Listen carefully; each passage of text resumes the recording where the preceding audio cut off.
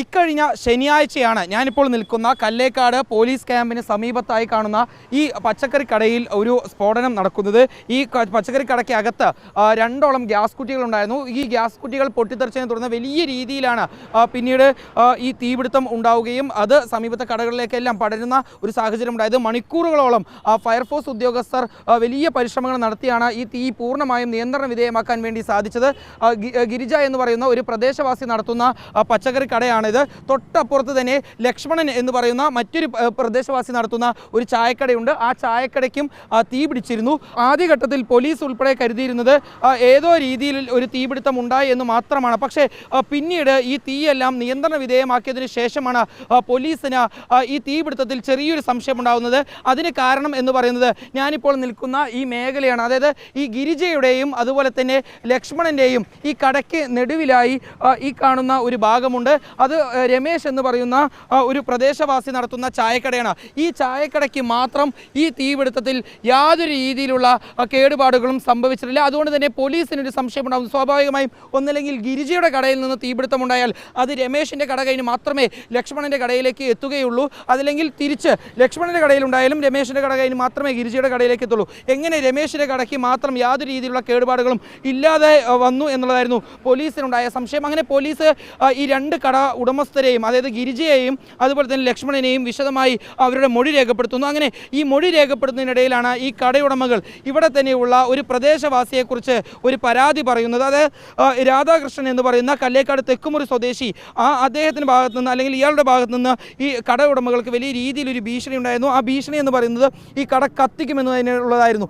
അങ്ങനെ ആ മൊഴി നൽകിയ പ്രകാരം പോലീസ് ഈ രണ്ട് ആളുകളിൽ നിന്ന് മൊഴി രേഖപ്പെടുത്തുന്നു. അതിനുശേഷം പിന്നീട് ഈ രാധാകൃഷ്ണനിലേക്ക് പോലീസ് എത്തുകയായിരുന്നു. അങ്ങനെ ചോദ്യം ചെയ്യലിൽ പിന്നീട് രാധാകൃഷ്ണൻ ഈ കാര്യം സമ്മതിക്കുകയും ചെയ്തു. ഇയാൾ മദ്യപിച്ചെത്തിയതിനു ശേഷം ഈ ഗിരിജയുടെയും അതുപോലെ തന്നെ ലക്ഷ്മണൻ്റെയും കടകൾക്ക് തീയിടുകയായിരുന്നു. ഇയാൾക്ക് ഈ രണ്ട് കട ഉടമകളോടും പകയുണ്ടായിരുന്നു, വൈരാഗ്യമുണ്ടായിരുന്നു. ആ വൈരാഗ്യത്തിൻ്റെ പുറത്താണ് ശനിയാഴ്ച രാത്രി 11:30 മണിയോടുകൂടി ഈ കടയുടെ ഭാഗത്തേക്ക് എത്തി ഗിരിജയുടെ പച്ചക്കറി കടയ്ക്കും അതുപോലെ തന്നെ ലക്ഷ്മണൻ്റെ ചായക്കടയ്ക്കും രാധാകൃഷ്ണൻ തീയിടുന്നത്. ഏതായാലും ഗിരിജ ഇപ്പോൾ നമ്മളോടൊപ്പം ചേരുന്നുണ്ട്. അവർക്ക് വലിയ രീതിയിലുള്ള നാശനഷ്ടങ്ങളാണ് സംഭവിച്ചത്. ലക്ഷക്കണക്കിന് രൂപയുടെ നഷ്ടമുണ്ടായതാണ് ഇപ്പോൾ സംരംഭകർ പറയുന്നത്. അവർക്ക് ആകെ ഉണ്ടായിരുന്ന ഒരു ആശ്രയം വരുമാന മാർഗം എന്ന് പറയുന്നത് ഈ കല്ലേക്കാട് എയർ ക്യാമ്പിന് സമീപമുള്ള ഈ കാണുന്ന പച്ചക്കറി കടയായിരുന്നു. ആ പച്ചക്കറി കടയ്ക്കകത്തുള്ള എല്ലാ സാധനങ്ങളും എല്ലാ വസ്തുക്കളും ഇപ്പോൾ കത്തിയെരിഞ്ഞ ഒരു സ്ഥിതിയിലാണ്. ഏതായാലും ഈ സംഭവവുമായി ബന്ധപ്പെട്ട് രാധാകൃഷ്ണനെ ഇപ്പോൾ പാലക്കാട് നോർത്ത് പോലീസ് പിടികൂടിയിട്ടുണ്ട്. ഗിരിജ നമ്മളോടൊപ്പം ചേരുന്നുണ്ട്.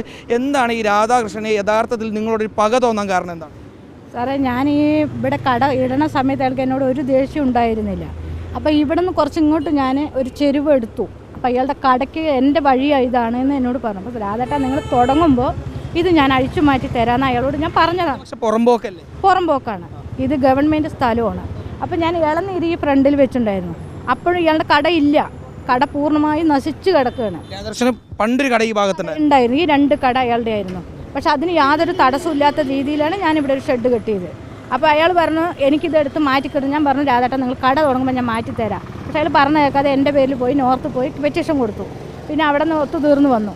ഇനി അവരെ ബുദ്ധിമുട്ടിക്കരുതെന്ന് പറഞ്ഞ് അവിടെ നിന്ന് ഒത്തുതീർത്താക്കി വിട്ടാക്കി വീണ്ടും ഇവിടെ വന്ന് ഞാനിവിടെ സ്റ്റാൻഡ് വെച്ചെടുത്ത് വലിച്ചെറിഞ്ഞു അയാൾ. അപ്പോൾ അതിനെ പറ്റി ഞാൻ പോയി കേസ് കൊടുത്തു. അപ്പോൾ അവർ വന്ന് ഒത്തുതീർപ്പാക്കി എന്തിനങ്ങനെ ചെയ്യരുതെന്ന് പറഞ്ഞാൽ അയാൾ താക്കീത് ചെയ്തു. ലക്ഷ്മണനോടും അത് വാടക കൊടുക്കാനുള്ള പ്രശ്നമാണ്. വാടക കൊടുത്തില്ല എന്ന് പറഞ്ഞിട്ടാണ് അവൻ്റെ കട കത്തിക്കുന്നുള്ളത് നോർത്തിൽ വെച്ച് അയാൾ പറഞ്ഞു. എത്ര ലക്ഷം രൂപ നഷ്ടം? എനിക്ക് 1 ലക്ഷത്തിലധികം പോകും സാറേ. 1.5 ലക്ഷത്തിൽ ഇത് മാത്രമേ ഉള്ളൂ. ഇതൊന്ന് കൊണ്ടുപോയിട്ട് തന്നെയാണ് ഞാൻ ജീവിക്കുന്നത്. ഞങ്ങളെല്ലാവരും കൂലിപ്പണിച്ചെടുത്ത് ജീവിക്കുന്ന ആൾക്കാരാണ്. അപ്പോൾ ആരാൻ്റെ പണിക്ക് പോകണ്ടല്ലോ. നമ്മളെ കൊണ്ട് ഞാൻ കുടുംബശ്രീയിൽ നിന്ന് 75,000 രൂപ ലോൺ എടുത്ത് തുടങ്ങിയതാണ്. കുടുംബശ്രീ ലോണ് കിട്ടിയപ്പോൾ 75,000 രൂപ ആൾ വീതം കിട്ടിയപ്പോൾ ഞാൻ പൈസ വെറുതെ നമ്മൾ ചിലവാക്കി കളയേണ്ടല്ലോ പറഞ്ഞിട്ട് ഞാൻ ഇങ്ങനെ ചെറിയൊരു സംരംഭം തുടങ്ങിയതാണ്. ഉണ്ടായിരുന്നു, വീട്ടിൽ കൊണ്ടുപോകാൻ വേണ്ടി ഗ്യാസ് കുറ്റി വെച്ചിട്ടുണ്ടായിരുന്നു. പക്ഷേ ഈ ഗ്യാസ് കുറ്റി അറിയണ ഒരു വ്യക്തിയാണ് സാർ ഇതിന് തീയിട്ടിരിക്കുന്നത്. ഗ്യാസ് എടുത്തത് എവിടെ നിന്നാണോ അവിടുത്തെ വ്യക്തിയാണ് ഇതിൻ്റെ പിന്നിൽ, അല്ലാതെ രാധാകൃഷ്ണൻ ഒറ്റയ്ക്കല്ല. ഗിരിജ പറയുന്നത് രാധാകൃഷ്ണൻ ഒറ്റയ്ക്കായിരിക്കില്ല, ഈ സംഭവത്തിന് പിന്നിൽ കൂടുതൽ പേർക്ക് പങ്കുണ്ടാവും എന്നുള്ളതാണ് ഗിരിജയുടെ ഒരു സംശയം എന്ന് പറയുന്നത്. ഗിരിജ കുടുംബശ്രീയിൽ നിന്ന് 75,000 രൂപ ലോൺ എടുത്തതിന് ശേഷമാണ് ഇത്തരത്തിൽ ഒരു കട, ഈ പച്ചക്കറി കട ഈ എയർ ക്യാമ്പിന് സമീപത്തായി നിർമ്മിക്കുന്നത്. ആ കടയാണ് ഇത്തരത്തിൽ ഒരു പകയുടെ പേരിൽ, വൈരാഗ്യത്തിൻ്റെ പേരിൽ രാധാകൃഷ്ണൻ എന്ന് പറയുന്ന ഒരു വ്യക്തി രാത്രിയിലെത്തി തീയിട്ട് ഇത്തരത്തിൽ കേടുപാടുകൾ ഉണ്ടാക്കുകയും പൂർണ്ണമായും നശിപ്പിക്കുകയും ചെയ്തിട്ടുള്ളത്. ഗിരിജയുടെ ഈ കടയ്ക്ക് സമീപത്തായി കട നടത്തുന്ന ലക്ഷ്മണൻ എന്ന് പറയുന്ന വ്യക്തിയുടെ ചായക്കടയും പൂർണ്ണമായും രാധാകൃഷ്ണൻ്റെ ആക്രമണത്തിൽ കത്തി എരിഞ്ഞിട്ടുണ്ട്. ഏതായാലും ഈ സംഭവവുമായി ബന്ധപ്പെട്ട് ഈ കടയുടമകൾ നൽകിയിട്ടുള്ള പരാതിയിൽ ഇപ്പോൾ രാധാകൃഷ്ണനെ police Palakkad town north police കസ്റ്റഡിയിലെടുത്തിട്ടുണ്ട്.